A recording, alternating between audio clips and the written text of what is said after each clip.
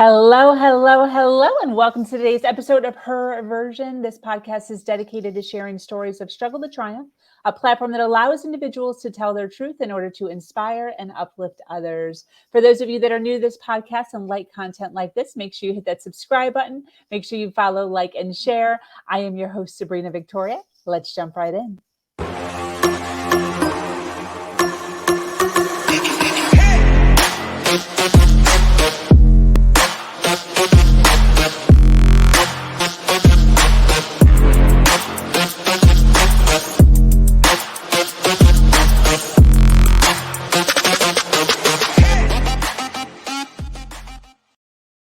Thank you so much for joining us today for this episode of Her Version. For those of you that are already jumping on live, we so appreciate you being here and hanging out with us. The Her Version platform is built on storytelling and the understanding that many times our greatest learning experiences come from learning from other people's stories. Today, I am speaking with an amazing woman named Lynette Phillips. Lynette believes in integrating values and beliefs as the cornerstone of your conscious awareness.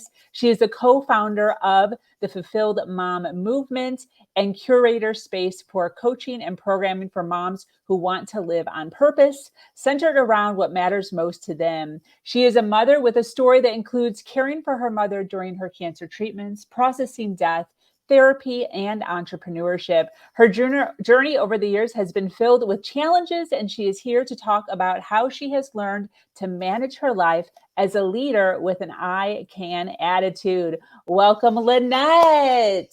Thank you so much for having me. This has been in the works for a while for us to get together. So I'm excited to share this space with you tonight. Yes, 100%. I know you've joined us on an impact panel or two. So it's always nice to see your friendly face in and around the Her Version community. I so appreciate you taking time out of your day always to sit down with us and share, some of the insight that you have from the journey you've been on. How's your Tuesday? It's good. I'm excited to be in this space. I feel like it's very it's so empowering and inspiring and just a lot of fun. I love your mini videos during the day. Those are they get you boosted, the story times. I love it. So my Thank you. Tuesday is well, family is well, so I can't complain. I love that. Well, thank you for being here. I would love to just jump in. I know that your story is awesome, and I know that you are in the arena of obviously moms and helping us rise to our best. So I would love to kind of just jump in, hear a little bit about your journey, where you started, where you are now, and then kind of just flow from there. Is that cool? Yeah, that's great. And I'll probably jump around a little bit and That's kind of build upon it. But, just from a background standpoint, right? Grew up in a military family. So both mom and dad in the home, but really mom had to be dad at times when he was away and a lot of deployments. I always had a working mom as an example, really in the home. And I'd left. So we grew up pretty much in Alaska, though. Really unique military family story, which was let's live here. We'll be here for 4 years. Oh, wait, we're going to stay a little bit longer. Oh, wait, we're here a little bit longer. So all my formative years, I say I was there. So I'm pretty much from Anchorage, Alaska. And went away to college, did all of those things, and landed a really amazing internship experience at the happiest place on earth, right? At Disney World. And that was my 6-month plan because my dad's like, what's your next? Like, you've been in college, going in the military, like, what's your stable position so you can, get off my car insurance kind of thing. Like, let's usher you into the world.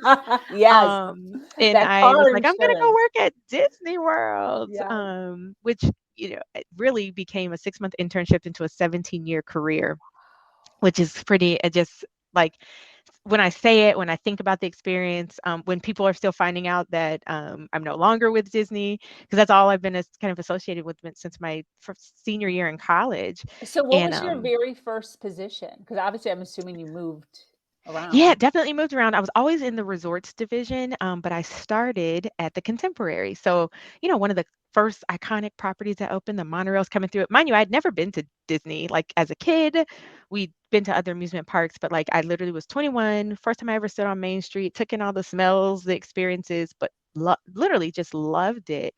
And kind of got built up a management internship, was there for about 8 months, and they offered me a full-time job. And I think my dad said yes before I said yes. Like he was like, yes, you're going to take it. It's benefits, all these things. Wow. Um, but at my, first decision making point, I think as a young adult, I was still in school. This was supposed to be an internship. So it was like, well, what do I do? So I actually ended up transferring schools, finishing out school down in here in Orlando where I live still. And Disney helped support and pay that through my Wow. educational reimbursement. So ended up being a blessing through that. And then all my real life things happen, right? I meet this guy out one night. A friend of mine gives him my phone number because I wouldn't give him my phone number. And now I have two kids later and I'm married to him for 14 years. Wow. So, again, where dreams come true, this place, here in Orlando. But, through those years, again, life has happened. I became a mom. I started to grow my career. I started leading teams. I started learning about project management. Um, and life kind of got interrupted twice. Soon as my husband and I got married was the first time my mom got sick. And so, it was first major illness really from anyone in my family. And my parents had moved to Arizona from Florida. So here I am, a newlywed, and I'm trying to go to cancer treatments there. And we're trying to figure that, what does that all look like? But my mom recovered, we did chemo, we did radiation. We're thinking life is good. You go back to kind of settling in, like you have all this time. So we travel, we do things, and almost 7 years to her first diagnosis, she goes back and she's Wow. re-diagnosed. And so again, this moment is like life is interrupting us. I now have a son. Um, and this time it was just different. The whole vibe of it, the experience, it was like, hey, this isn't working. It's not like what we knew it to be, Wow. kind of thing. And I remember, interestingly enough, during this whole time at work, it was probably one of my highest rated performance years because, like, that was the one controllable, Got in it. my I life. totally get it. Yeah. Right? When everything else was spiraling out of control. Meanwhile, I'm like packing makeup with me, driving to work, crying the whole way, right? Or talking to my Wow. sister, crying, both of us crying, and then being like, put your makeup on, girl, go to work, have a good day, come home. I got to get my cry out before I pick up my kid and get home, and, the stress of that. And, I think a beautiful opportunity allowed itself when it was like, hey, mom has to enter hospice, and can she do it in Orlando? And actually, before she found a rental home, it was like she moved in with us, her and my dad. And I remember thinking, like, just the opportunity to kind of usher her in. And I had a friend who called me that one day, and she said, I don't know. And, we are Christians by faith, she and I. And she says, God told me to tell you, you are to usher your mom into his presence. And I was like, I don't know what that means. And she's like, I'm the messenger. I don't know what it means either. I'm just supposed to tell you that message. And I said, Wow. okay, let me try to make sense of that. And I always think about just the process, right? It was a very quick phone call. It was a very, like, almost within 2 days, like, hey, can mom come? Hey, no question. But let's get her the care and the support that she needs. I'd never done that before. I had never talked about it. Do not resuscitate order, like really just hard things. It was probably the first time I Wow. felt like an adult child in their life. Yeah. I'm the baby of three girls, and so I think I've always played to that position, to my strength, right? It's the baby. And kind of taking that position or offering that space, it was very much a growth moment. Like it was almost literally instantaneous because my sisters are relying on me for information and what's going on and how can we help each other. So I'm grateful for that opportunity. It's a lot of gratitude for it. And it allowed us for a wonderful 6 months to kind of support her in her, end of life journey. But I never would have, if you were asking me if I was authoring my story or narrating it, I don't know, but I also don't know that I would take it out now, you know. Wow. So yeah, we had a great 6 months together. She moved into her, a rental home just like up the street. But I feel like my prayers were answered. Like one of the things was like I just want more time with her, And it was Yeah. like, you might not get more time, but it's just not going to look like what you know it to be. Because I did get time in a different sense. I went to bed, I saw her. I woke up, I saw her. Like I couldn't ask for anything more. Wow. Where was dad? He was here. So he moved in with us Just hanging here. out. And yeah, he was here. And then, they moved into their home together as well. And then I was like right up the street. So we were always over there and cooking dinners together and just doing some things. And like I said, I would try to come for lunch or whenever I can. And my job, it was crazy because they were just so amazingly supportive. So I think about, leaders and how I work with leaders now, and the confounding challenges of like what COVID has brought on, right? Because this was like a moment in time where for all of us, life was great though, for the most part. Like I said, for me, it was life was interrupted, but really just for me and my family. Whereas now, what are you doing? It's like everybody. When it's Yeah. like the leader in the room, the person in charge in the room, it's also life is interrupted. Yeah. So yeah, it was a Wow. kind of a unique time in my personal and professional career. Definitely. And then, as that story continues, how did you kind of pull yourself out of the sadness that may have, I assume, happened? Oh my gosh, grief is so interesting. Um, because I think it really makes you, I think it highlights why I get so excited about work with your personal values, right? And so my top 5 are joy, kindness, freedom, care, and compassion. And so I had to find joy even in what was probably, again, I think up until probably pandemic hitting all of us, the most challenging situation in my life. And so the joy of this was, where are moments of gratitude? I am grateful for 34 years. I have to remember that there are women who die in childbirth and they never experience their children. Oh my gosh, my mom got to, move into the house with us, and that type of stuff. And so I think the first part was of that initial process was where is the joy? Right? Starting to ask myself questions because joy is really important to me. And so I know, can I have joy and sorrow? That's something I had to explore and ask myself. And some days it was a heck yeah. Some days it was like absolutely not. Today is not the day. But then I had to say, care is very important to me. Am I caring for myself? Am I caring for the others? I had a young son, and so how do you help someone who's 3 and 4 years old who's trying to understand what happened to Nana, that type of thing. So and just compassion for the situation. So really trying to align my values and saying, how do I integrate them even more? And I often say that death taught me how to live Wow. in like when it's finality and like seeing the process. So like my heart always aches for someone who loses someone unexpectedly because we were on a journey. You Yes. know what I'm saying? Like we had, while we didn't know the time or exactly when, and some days it would almost like you would forget that she was as sick as she was because she would have a good day or a good Mhm. hour even, right? I think that process and seeing it up close really made my perspective on what is the life I want to live look like. And it Wow. really changed it for me. Wow. When do you think that started happening? Do you think it happened pretty close to her passing or middle? When did you kind of have that realization? Oh my gosh. I would say I'm gonna be fair and say it was a good 2.5 years. So a couple of things started to happen, right? So I definitely went through a time of just literal sadness. And my husband was just like, Doc, working with my therapist of like, how do I get her off the couch? Some Yeah. days, Yeah. she's like she's in this space. And then about 8 months after, some changes were happening at work, and then I found myself on the other end of the phone calling a university and saying, hey, I got this email that says if I apply, you have this code and you'll waive my registration, my application fee, and it was for graduate school. And they're like, oh yeah, that's valid, and all this other stuff. And the woman's name happened to be like Hope on the other side of it, and I'm like, this isn't real. Is this real? And ended up within 3 days, they were like, if you can send us this, and this, get your application in, we can give you a contingent enrollment and you can be in classes on Monday. This was like on a Wednesday. For 10 years, I had told my husband, I'm going to go back, I'm going to get my degree, get my master's. Originally thought it was going to be an MBA, but then it got into org leadership and executive coaching.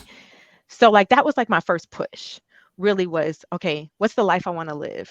Right. And I need to start enacting on it because I don't necessarily know how much time. And it wasn't like this time crunch. It was just like a motivation. So I enroll in graduate school, a new challenge, love it. But I'm also like, I work full time, I already have a kid.